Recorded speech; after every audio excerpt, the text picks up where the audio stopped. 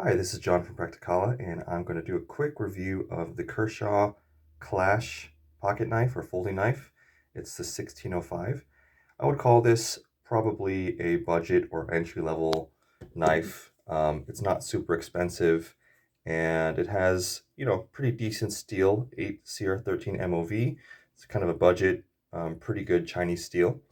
It has a speed-safe mechanism for sort of assisted quick open, and has the little flipper handle to make it open pretty easily. So that's a nice little feature for this kind of budget knife. One thing I noticed right away about it is that it's a pretty decent sized knife, pretty big handle. The blade is 3.1 inches. If you compare that to the Skyline, which is what I most often carry, it's a lot bigger, especially the handle. Like it kind of is a lot easier to hold compared to the Skyline. Of course, that trade-off is that it's a lot heavier, and it also just takes up more space in your pocket. So that is just a little more bulky. So it kind of depends if you have a big hand or if you like having a large knife or not. But yeah, it does take up a lot of space, and it's heavier than a knife like this. Of course, this doesn't have speed safe, so that also makes it a lot lighter. It's a manual flipper. Um, so yeah, another thing is that it has these plastic scales. Again, I'm comparing to a benchmark of the Skyline, which I carry almost every day, and this has G10 scales, really nice.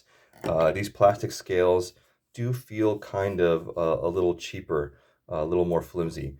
Now, Kershaw's like plastic scales, I think sometimes they're hit and miss.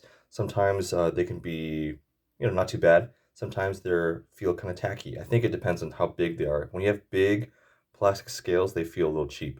If they're like on a smaller knife, it doesn't seem so odd.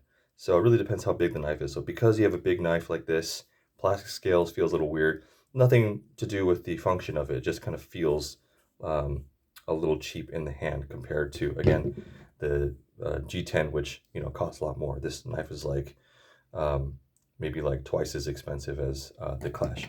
So yeah, you're kind of getting what you pay for. Again, nothing affecting functionality, but just something to keep note of. The finish of the blade is nice though. It has this bead blast. Again, compared to this, which is a little more polished. This looks kind of cool. Has a cool looking blade. It'll stay sharp for sort of everyday tasks. Again, the 8CR13 MOV steel is good for just kind of typical everyday stuff, not really hard use, but things like opening boxes, cutting string or twine or thin rope would be good for that. Cardboard. The speed safe mechanism works really well.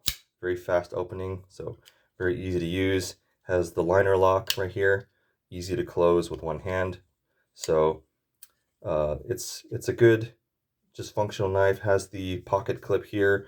It's you can switch it for tip up or tip down. It's not reversible for left hand carry though, so only for right hand. But yeah, you could do a tip up or tip down. So overall, I would say if you like having a larger knife because you have a larger hand or just feels better, this might be a good sort of budget option for you.